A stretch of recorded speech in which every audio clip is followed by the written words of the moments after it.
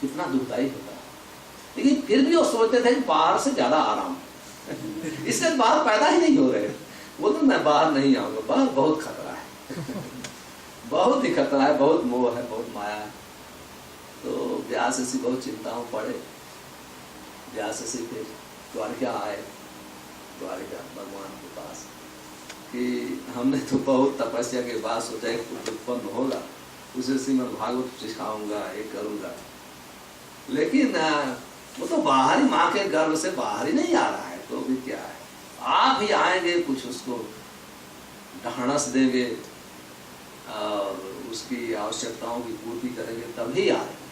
तो भगवान कृष्ण व्यास ऋषि की प्रार्थना से आए, बोले हो सुखदेव गोस्वामी आप आइए, आप माया में नहीं पड़े, आप चिंता मत करिए। तो भगवान की वाणी पर विश्वास करके सुखदेव गोस्वामी तो ब्रह्मवादी थे मां के गर्भ में, तो वहां से पैदा हुए और पैदा होते ही वो 12-14 साल के हो गए लंबे, और उनके शरीर पर निर्वस्त्र कुछ नहीं।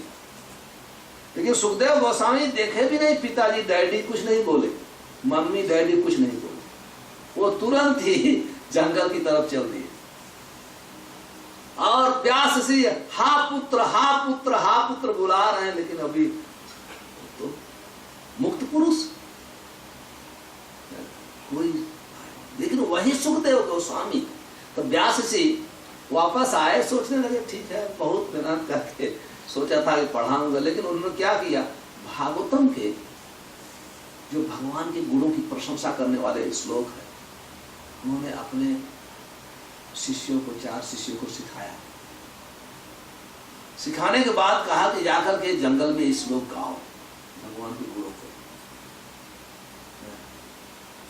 जब भगवान के गुणों को उनके शिष्य लोग गाने लगे, और जो ही ये श्लोक गाते हैं, अहम बकीय अस्थन कालकूट, पूतना निम्न कोट की राक्षसी। निम्न कोट इसलिए कि वो नवजात शिशु का खून पीती थी, वो भगवान का प्राण पीने के हरने के लिए आए थे। लेकिन भगवान इतने महान गुणवान है, उनका स्तन पान करते हुए उसके प्राण को पी गए और साथ में मां का स्थान दिए, उसको मुक्त कर दिए। और क्योंकि कहते इत्थम सताम ब्रह्म सुखान, लोग हजारों वर्ष तक हिमालय पहाड़ पर जंगल में तपस्या करके मुक्ति को प्राप्त करते हैं, लेकिन ये तो केवल भगवान के स्पर्श मात्र से मुक्त हो गए। सुखदेव के गुणों को सुने, वापस आ गए। तो कहने का अर्थ भगवान के इतने गुण महान हैं, इतने कर्म भगवान के महान हैं, जो व्यक्ति भगवान के कर्मों को सुनेगा, गुणों को सुनेगा, वो व्यक्ति भक्ति के लिए बगल नहीं रह सकता। वही व्यक्ति कृष्ण की भक्ति नहीं करता है जो भगवान के गुणों को, कर्मों को नहीं जानता। चैतन्य चरितामृत में चैतन्य महाप्रभु एक सुंदर श्लोक बोलते हैं, रिद्धम सिद्धि प्रजबनयिता सत्य धर्मा समाधि। कहते हैं कि संसार में जो 9 सिद्धियां हैं, 8 सिद्धियां हैं, बहुत ही आकर्षित है। जैसे मैं व्यास आसन में उदाहरण देता हूँ, व्यास आसन में बैठा हूँ, इधर उड़ने लगूं, पूरा दारे सलाम मुझे देखने आ गया। सिद्धि है, अणिमा सिद्धि, लाहिमा सिद्धि, महिमा सिद्धि। ये सिद्धि है, प्राप्ति सिद्धि है, यहां से बैठ करके आप चंद्रमा को स्पर्श कर सकते हैं। हनुमान जी में सब सिद्धियां थी, ये सभी बहुत आकर्षित है। और सत्य धर्मा समाधि, कोई व्यक्ति सत्य हमेशा बोलता है, वो भी बहुत आकर्षित, उसका भी नाम हो जाता है, वो बहुत प्रसिद्ध हो जाता है। ब्रह्मानंदो गुरु रापी, कहते हैं कि जो ब्रह्म से एक होना चाहता है, तपस्या करके वो भी बहुत बड़ी उपलब्धि कर लेता है। लेकिन वो ये सब उपलब्धि महानता तब तक ओनली आकर्षित है जब तक प्रेम नाम मध्य रिपु सिद्ध औषधि नाम। कहते जब तक भगवान कृष्ण, जिनको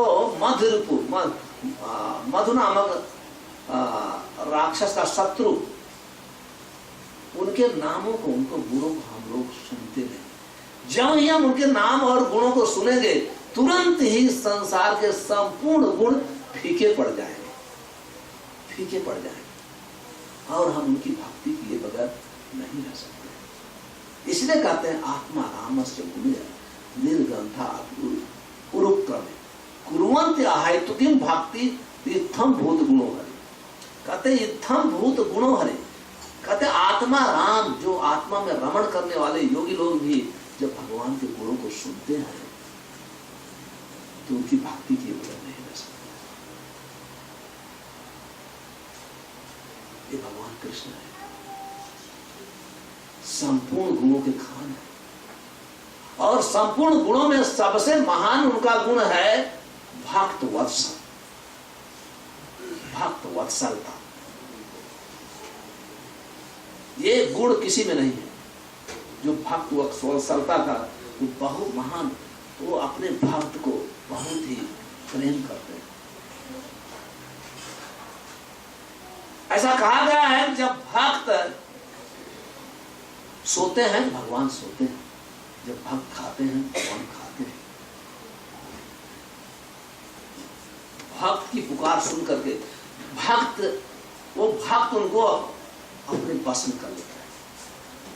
भक्ति बसी करोति कृष्ण श्री कृष्ण आकर्षणी से सा। भक्ति भगवान कृष्ण को बस में कर लेती है।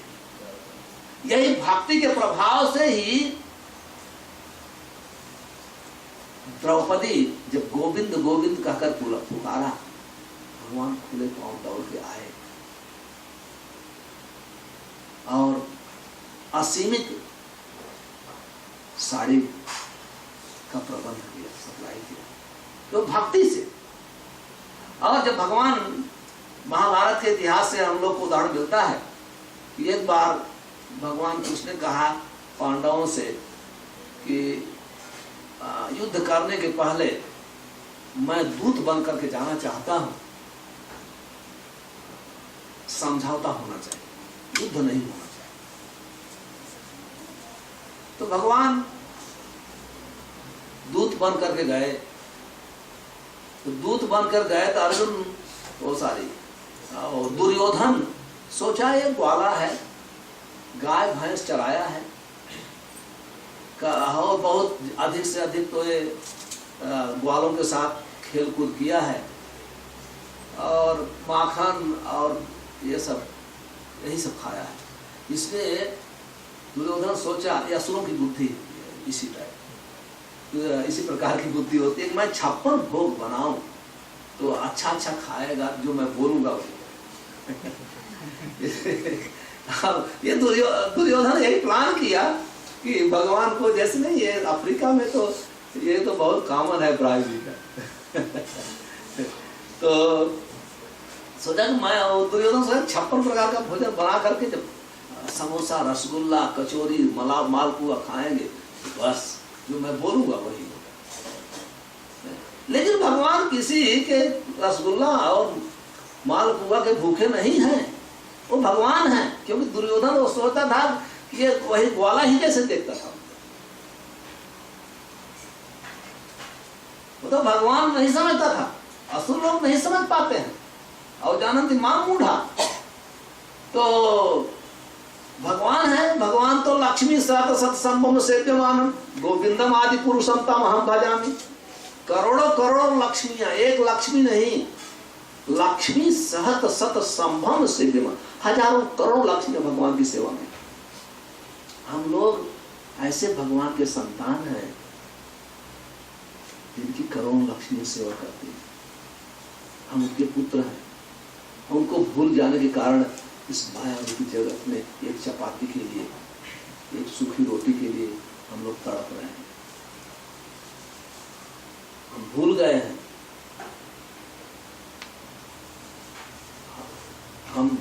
हम सभी लोग, सभी जीव भगवान के पुत्र हैं। आप सोचे कितने महान भगवान हैं, करोड़ों करोड़ लक्ष्मियां, और वहां कोई प्रकार की चिंता नहीं है। हम उसके संतान हैं, इसलिए हमको अपने पिता के पास जाना चाहिए। उसके लिए ही मनुष्य जीवन है, उसके लिए ही मनुष्य जीवन है। हम भक्ति करके उनके धाम जाए, और भगवान भक्त वत्सल हैं, हम लोग का इंतजार भी कर रहे हैं। तो इसलिए अब 56 भोग बनाए, लेकिन भगवान तो भूखे तो नहीं है, तो तिरस्कार कर दिया और विदुर के घर पे जाके साग केले का छिलका था। वो छिलका भक्ति का रसास्वादन किया। पत्रम पुष्पम फलम तोयम यो मे भक्त्या प्रयच्छति। वहां कहते हैं जो फल फूल पत्ता जो भक्ति से मुझे अर्पण करता, तद अहम असनामी, मैं उसको खाता हूं भक्ति से, प्रेम से। इस संसार में कोई भी जीव ये कभी नहीं कर सकता, केवल भगवान ही कर सकता। तो दुर्योधन ने सोचा कि दुर्योधन को क्रोध आया, मूर्खाणाम उपदेशाय प्रकोपाय शांतये। मूर्खों के ऊपर कोई प्रकार की शिक्षा काम नहीं करती है, और मूर्खों को शिक्षा देने से और क्रोध में आ जाता है। तो दुर्योधन और क्रोध में आया। दूसरे दिन होगा ओके, दुर्योधन सोचा ये ग्वाला हमारा बहुत तिरस्कार किया मेरे भोजन का, कल राजसभा में आएगा तो मैं देखूंगा। तो दुर्योधन पूरी तैयारी किया था सब, और तुरंत ही दुर्योधन तिरस्कार किया और आदेश दिया पकड़ लो पकड़ लो। भगवान को कौन कहां पकड़ सकता है? कोई नहीं पकड़ सकता अपनी शक्ति से। तो भगवान अपना विराट रूप का प्रदर्शन किया, आप किधर से पकड़ोगे? आगे से नहीं पकड़ सकते, पीछे से कोई सीमा तो है नहीं। लेकिन दुर्योधन जादू जानता है, जादू। आप सोचिए, वहां भीष्म थे, दूसरे लोग भक्त थे, वो प्रार्थना करने लगे। दुर्योधन सोचता है कि कुत्ते की पूंछ टेढ़ी की टेढ़ी, वो सोचता है कि अरे ये तो जादू कर रहा है लेकिन पकड़ नहीं पाए। केवल भगवान को हम भक्ति से ही पकड़ते हैं। ये गोपियां अनपढ़ थी, लेकिन वो भक्ति के बल पर थोड़ा, जब भगवान छाछ मांगते थे तो नाच के दिखाओ, नाच के दिखाओ। भगवान नाचते थे, थोड़ा छाछ दो। भगवान छाछ के भूखे हैं। गोलोक वृंदावन धाम में जहां उनका निवास है, करोड़ों करोड़ों अरबों अरबों कामधेनु गाय हैं, लेकिन गोपियों के थोड़े से छाछ के लिए नाचते थे।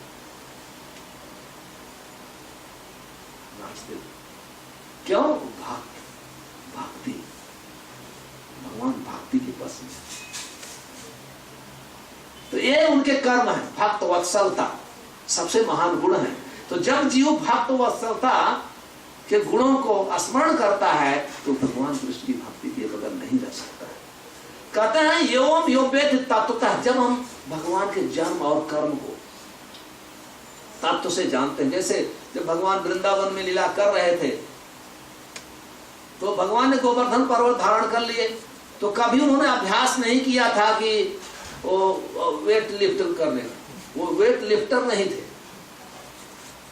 छोटे से 7 बरस के बच्चे थे, उठा लिए एक अंगुली से और 7 दिन तक धारण किए रहे। और हम लोग अगर अपना हाथ ऐसे 7 दिन उठा के रखें, एक सर्जन बुलाना पड़ेगा नीचे लाने के लिए। केवल कुछ ना, केवल 7 दिन कोई ऐसे हाथ रखे, एक सर्जन बुलाना पड़ेगा। लेकिन भगवान को कभी अभ्यास किया, अणो अणिया महतो महिया, भगवान हमेशा छोटे हैं तो भी महान है, हमेशा भगवान है, ये वेद कहते। ऐसे ही जब भगवान गोचारण लीला कर रहे थे तो एकाएक एक बार गोचारण के समय फॉरेस्ट फायर, आग लग गई जंगल में। सभी देखिए, जितने भी ग्वाल बाल थे वो भगवान को भगवान नहीं मानते थे, अपना मित्र मानते थे, सखा मानते थे, पुत्र मानते थे, प्रेमी मानते थे। लेकिन जो भी कोई भी उनके पास दुर्घटना होती थी, कोई समस्या आती थी, कृष्ण तो है, कृष्ण तो है। बस गायें भी जब अग्नि के गर्मी से पीड़ित होने लगी तो भगवान को पुकारा। भगवान का नाम गोपाल, गोपालक। नमो ब्राह्मण देवाय गो ब्राह्मण हिताय जगत हितराय कृष्णाय गोविंदाय नमो। नमो ब्राह्मण गो ब्राह्मण हिताय, गो गायों और ब्राह्मणों भक्तों की रक्षा करने के लिए। तुरंत ही जब ग्वाल बाला और गायें दुख से पीड़ित हुई, भगवान ने गाय को आपको पी गए। जन्म कर्म च में दिव्य में, उनके दिव्य कर्म है। और एवं अच्छा, ये जो जन्म और तत्व से जो जानेगा, हम ऐसे तत्व से नहीं जान, जब तक हम भक्ति नहीं करेंगे, जब तक भक्ति नहीं करेंगे, भगवान के जन्म कर्म को केवल तब पढ़ने के से तत्व से नहीं ज्ञान नहीं होगा। भक्ति करेंगे, जब भक्ति करेंगे तभी हम इस जन्म कर्म को तत्व से जान सकते हैं। और कैसे भक्ति करें? जो भगवान कृष्ण को तत्व से जानता है, उसके मार्गदर्शन में यदि हम भक्ति करेंगे, तभी हम भक्ति में सफल होकर के भगवान को तत्व से जान सकते हैं। भगवान इसी अध्याय के 34 नंबर श्लोक, 34 नंबर श्लोक में कहते हैं, तत्विद्धि प्रणिपातेन परिप्रश्नेन सेवया उपदेश नित्य ज्ञानम ज्ञानिन तत्वदर्शिन। कहते हैं, हे अर्जुन, तत्वदर्शिन यो माम वेति तत्वतः, जो तत्व से मुझे जानेगा। वहां कहते हैं तत्वदर्शिन, कैसे व्यक्ति भगवान का दर्शन कर सकता है, तत्व से जान करके, कैसे तत्व से जान करके दर्शन कर सकता है, इसकी शिक्षा भगवान स्वयं देते हैं। कहते हैं कि तत्विद्धि, यदि किसी को मुझे तत्व से जान करके, जानना नहीं दर्शन करना है, तो उसे क्या करना चाहिए? तत्विद्धि प्रणिपातेन परिप्रश्नेन सेवा। एक ऐसे तत्वदर्शी व्यक्ति के पास जाना पड़ेगा और उसे प्रणाम करना पड़ेगा, नम्रता पूर्वक उसको सेवा करना पड़ेगा। कैसी सेवा? दक्षिणा की सेवा नहीं, भोजन की सेवा नहीं, परिप्रश्नेन सेवा, उसे प्रश्न करना पड़ेगा, प्रश्न पूछना। अथातो ब्रह्म जिज्ञासा, जीव से तत्व जिज्ञासा, जिज्ञासु श्रेय उत्तम, उसे प्रश्न करना पड़ेगा, क्वेश्चन पूछना पड़ेगा, प्रश्न से सेवा प्रारंभ होती है। वो क्योंकि तत्वदर्शी है, वो संपूर्ण आपके प्रश्नों का उत्तर देगा, उससे हम सीखेंगे, तब हम भक्ति करके भगवान के जन्म कर्म को समझ सकते हैं। नहीं, जब तक हम ऐसे तत्वदर्शी व्यक्ति के शरण नहीं लेंगे, हम पूरे लाइफ भर खोजते रहें, लेकिन इस भगवद गीता को समझ नहीं सकते। इसी भक्ति वेदांत स्वामी श्री प्रभुपाद जी अमेरिका में 1965 में गए, उसके पहले 500 भगवद गीता के ऊपर 500 कमेंट्री थी इस भगवद गीता के ऊपर, 500 कमेंट्री। लेकिन लोग पढ़ते थे, लेकिन किसी को भगवत ज्ञान नहीं हुआ, एक भी व्यक्ति भक्त नहीं बना। लेकिन श्री प्रभुपाद जी तत्वदर्शी थे, तत्वदर्शी महात्मा थे। जब लोगों ने श्री प्रभुपाद जी से Bhagavad Gita as it is सुना, तो सभी हिप्पी लोग जो पशुवत थे सब भक्त बन गए, सब हरे कृष्णा कृष्णा कृष्णा हरे हरे, हरे राम राम राम हरे हरे। ये आज लोग कहते हैं भाई हरे कृष्णा, क्यों? हरे कृष्णा मूवमेंट एक स्कूल है जहां भगवत विज्ञान की शिक्षा दी जाती है, जहां भगवत विज्ञान की शिक्षा दी जाती है, और इस विज्ञान की शिक्षा प्राप्त करके ही हम आत्म साक्षात्कार कर सकते हैं, भगवत प्राप्ति कर सकते हैं। इसलिए श्री प्रभुपाद जी तत्दर्शी महात्मा थे। प्रभुपाद जी के प्रचार से लोग, हर प्रकार के लोग, Russian, American, European, Chinese, Japan, सभी लोग भक्त बने। सभी लोग, सबका हृदय पवित्र हुआ। और कलयुग में ये भक्ति बहुत सरल है। चैतन्य महाप्रभु जो स्वयं कृष्ण थे, प्रकट होकर के भक्ति को बहुत सरल कर दिया। कैसे? हरे कृष्णा कृष्णा कृष्णा हरे हरे, हरे राम राम राम हरे हरे। ये महामंत्र के प्रचार से आज हम लोग का अनुभव है। मैं हमेशा उदाहरण दिया करता हूँ। हमारे एक मित्र ने मुझे बताया कि ये चाइनीज लोग हैं, ये हवा में जो भी, आकाश में जितने भी वस्तुएं हैं सब कुछ खाते हैं, केवल प्लेन को, जहाज को छोड़ के, हवाई जहाज। और चाइनीज लोग ये पृथ्वी पर जितने भी जीव हैं सब खा जाते हैं, केवल बस और ट्रक, ट्रेन को छोड़ के। उसी प्रकार से पानी के हर जीव को खाते हैं, केवल पानी वाहक जहाज को छोड़ के। लेकिन ऐसे चाइनीज लोग भी हरे कृष्ण महामंत्र का जप करके भक्त हुए और आज चाय भी नहीं पीते। चाय भी नहीं। स्वादों की शब्द सौनाय कीर्तय।